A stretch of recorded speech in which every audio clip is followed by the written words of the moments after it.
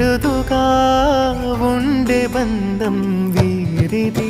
ఈ తమ్ముడే తన అక్క కమ్మై లాలించే లాలించే, అక్కకే తను కన్న తండ్రై పాలించే పాలించే. కాలమాగి చూసిన అనుబంధమే ఇదిలే, వయసు మీరిన పాసమే ఒక కావ్యమైనదిలే.